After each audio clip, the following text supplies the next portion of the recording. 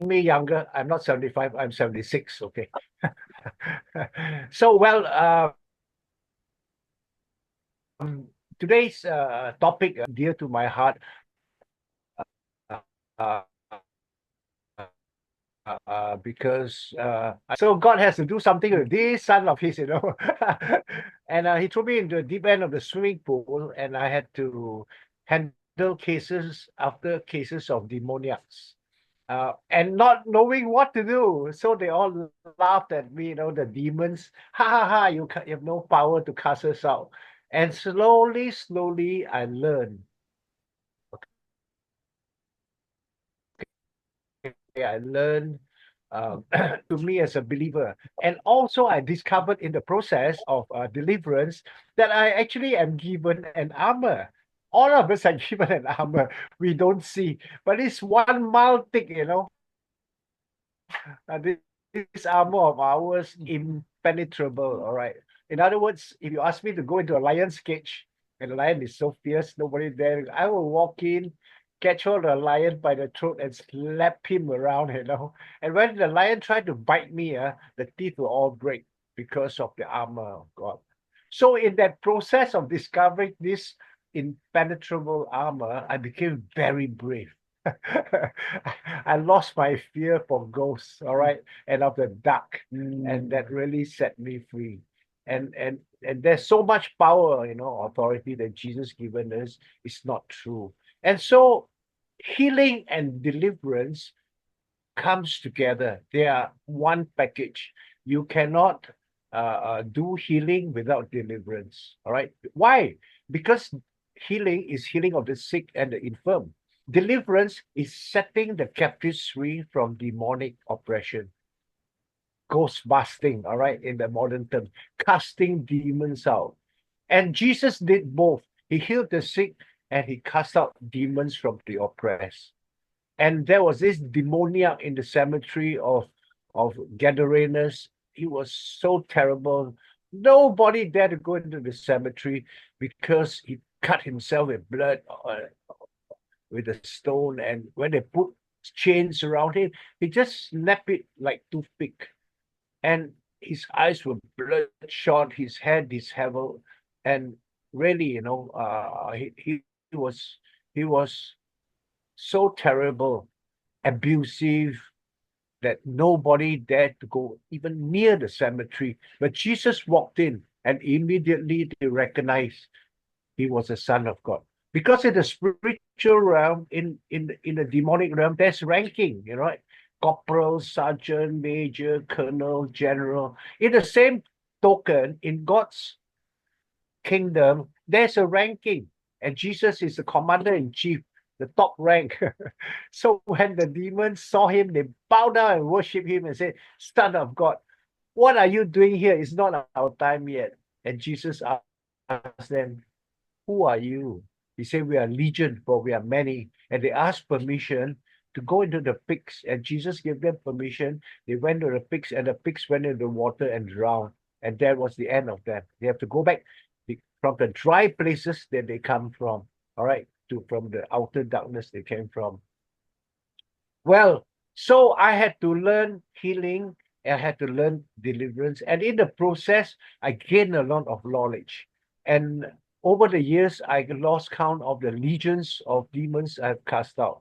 And coming into Elijah Challenge, got up the ante, and brought even greater intensity of warfare that other people cannot handle, because God has prepared me for a time and place like that. But I'm not saying you cannot do it. It's just that not come, you have not journeyed to this level whereby it's so intense. One day I did a deliverance. I started 11 o'clock in the morning and I ended up at midnight, a good 14 hours. I think you cannot even last 10 minutes. Okay, having come to that, there are two things that I want to quickly teach you, all right? Because the people who come into my room who are oppressed, I will tell them, listen, I'm going to teach you how to do warfare, because I cannot be with you 24 hours. All of us can be warriors just like that, no? Just a question of learning. It's just like, hey, can you make a butter cake? No, I can't make a butter. Oh, okay, take 2 eggs, put some sugar, some flour, and then put some water, mix it up, put in the oven for 5 minutes at how many degrees centigrade. And suddenly you discover you can make butter cakes. You're a Michelin chef. So in the same token, with the things of God, sometimes it needs a little simple teaching to be a great warrior. Just like that. All right.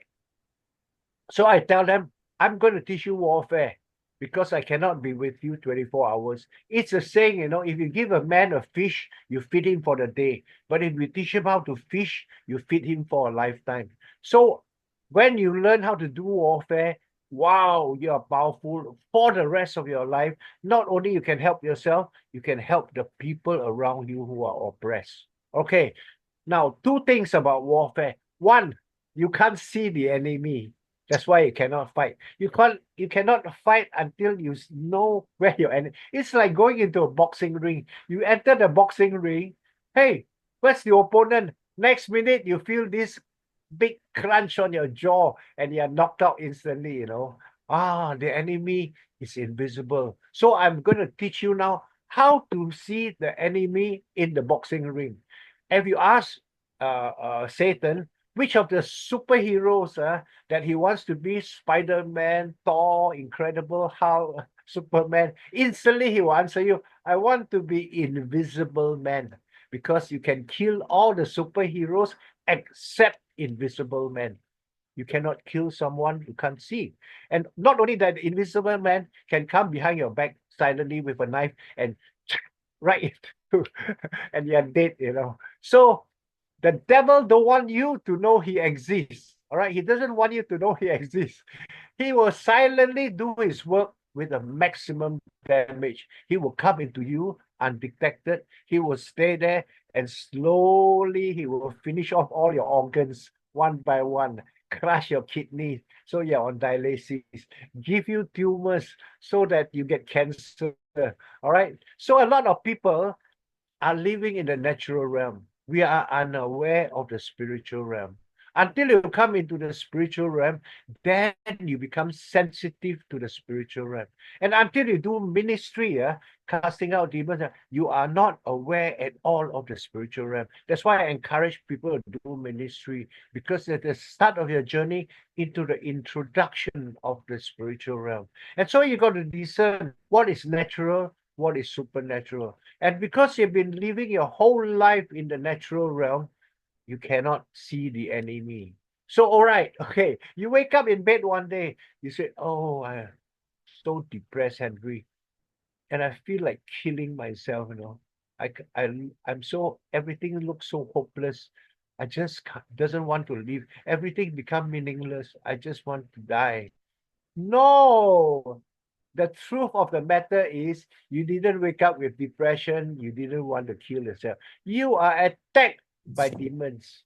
And all demons have a name, all right? Just like Rick Lowe, Mabel here, myself, Henry, all of us have names. Same. When I went into deliverance, I discovered, wow, the demons all have names. And I cast out one demon called the demon of the road runner. He got it from the TV. He went beep, beep, beep, beep, like the cartoon road runner. Wow. And there was another one called romantic love. He will always pucker up the lips and start to kiss, choop, choop, choop, choop, like that, romantic love. But that's the name. All right. So you are attacked by a demonic spirit called demonic depression, who work in a gang. All of them work in a gang with the demonic suicide spirit. They're all general, big, big demons, to work along with the demon of hopelessness, demon of meaningless in life. One whole gang attack you.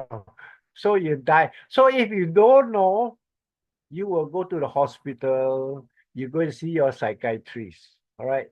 But the psychiatrist cannot diagnose you or cure you because you are suffering from a spiritual root and not a natural root. So all he can do is prescribe sedative to calm you down so at least you can function temporary. And sometimes they over sedate you. And then some of people come to me totally like a zombie. They cannot even control their salivary gland. They are drooling. And then their speech is slurred. Can you help me? Like that. They turn a zombie. So the things of the spirit realm is different from the natural realm, and the psychiatrist cannot help you. So when Jesus cast out the legion, the villagers went in the cemetery. They were shocked because the man was properly dressed and normal. Okay, back to me. So when I'm casting out demons, some people ask me, shall I send him to the hospital? I say no. When I cast out the last demon, he'll be normal. Okay, it's not a medical case, and so the psychiatrist cannot cope with all these demonic cases. And many times the demons jump into the psychiatrist. And I checked today, the highest suicide rate among professions is psychiatrists. Okay, because the demon jump into them. After that, they want to commit suicide, and they don't realize, it's a demonic spiritual problem. So, okay, now I've already told you. Then another day you come to me, Henry. I got so angry, I lost my temper. I feel like killing my friend. No, you didn't lose your temper. You were attacked by a demon. You just put the word demonic in front, that is the name. Demonic rage, demonic anger, working together, demonic anger, demonic lack of self-control, demonic violence, demonic murder. All of them work one group. So they attack you. But in your natural thinking, you think it's me. Ayo, I lost my temper. Lah. Ayo, I regret. I know. I shout. I wanted to kill him. I want to strangle him. Lah. And so all the negative emotions that you are feeling is not you. It's not you, because God have given you a sound mind, and God have given you a healthy disposition. So whenever you get all these negative traits, you are being attacked. And I'm teaching you what are their names. Once you get their name, they have to go. Why? Because if I enter a large hall and there's a big crowd, and I say, hey, get out. Everybody look at each other. Who is Henry referring to? Nobody leave the hall. But if I say, Rick Lowe, you rascal, get out of the hall. Rick Lowe said, ayo, I have to leave already because he singled me out. He's asking me to go out of the hall. So now you go in a boxing ring, you can see the enemy. In the left-hand corner is depression. Right-hand corner, suicide. Middle is anger. On just in front of you is rage and lack of self-control. And just on the right-hand side is violence and murder. Okay, now you can fight because you can see the enemy. All right, don't think it's yourself. These are all the names of the demons attacking you. All right. So you must teach the people in the room, when you minister to them, how to identify the enemy. So when they come to you all depressed, no, you are not depressed. Teach them you are attacked by a demon called demonic depression. Okay. So once you go in the boxing ring and you can identify the enemy, now you can fight. And Jesus said in Luke 16, in my name, to all who believe, that means all of us have the power and authority. In my name, you will cast out demons. In my name, you will lay hands on the sick and they will recover. You see? So Jesus have already given us this power, but the majority of Christians, having not done ministry, having not gone out, they do not appropriate this power and authority. They never use it. It's like a carpenter, a lot of power tools, but he never make furniture, so he never get to use the power tools. So when you go out, Elijah challenge like that, we send you out into the hall, the breakout rooms, and you minister, step out in baby faith, you start, the power and authority, you witness it. Wow. I look at the flood got healed, Yes, I've seen it happen, The power and authority just take place. Okay, when Jesus said, in my name. So when you start fighting in the boxing ring, in the name of Jesus, you anger, get out. Don't come back. Okay, I want to tell you what is the thing. The power and authority comes from the finished work of the cross. So I tell the demons, hey, I don't need to do anything, Jesus did it. Everything that Jesus did 2,000 years ago. I'm now the lawyer representing Jesus to tell you, you have no power and authority. What did Jesus, I tell them, 2,000 years ago, Jesus, by the agonizing death on that cross and the shedding of his blood, destroy the works, you foul demons, disarm you and put you to open shame, strip you totally of all power, triumph over you and defeated you totally and cast you into the outer darkness where you belong. Oh, I just write on the finished work of the cross, which this law is automatically in place already. So when I invoke the finished work of the cross, wow, they leave, automatic, no need to command, no. They all come out. Wow, that's what Jesus did. Except 99% of Christians do not understand the power of what Jesus did on the cross. Wow, when Jesus told the Father, it is finished. What is finished? He has given us victory over death, over sin, over the devil, over disease and infirmity, and over all curses. Complete. We did nothing else. The power and authority is complete over all spectrum and all areas of life. That is what Jesus did for us. It's fantastic. Is amazing. Then he rose again, and then he went down 3 days into the pits of hell and took the keys of hell and gave it to us.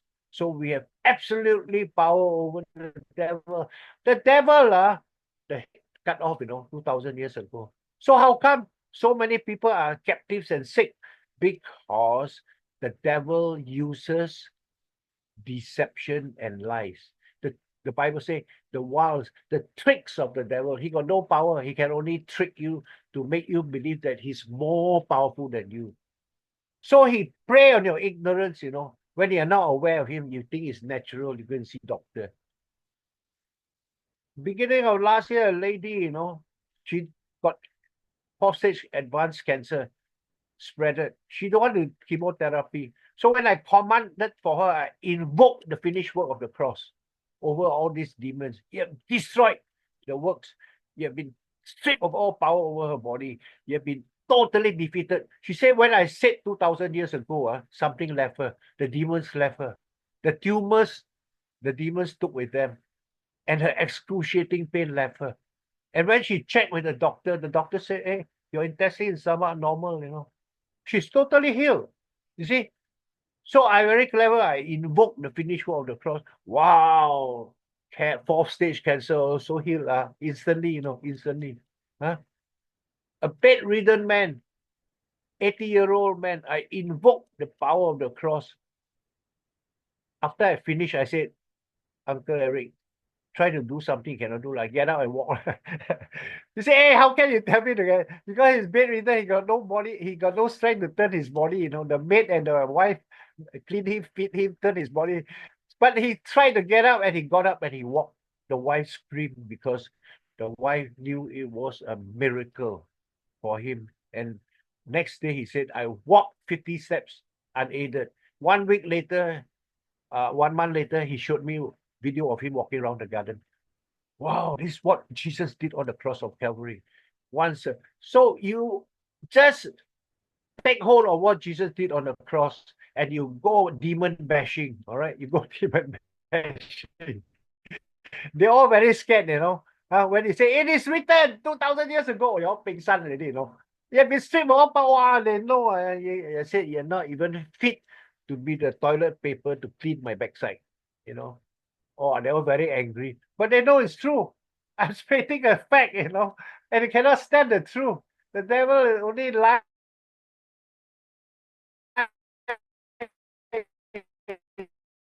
father of lies. Huh?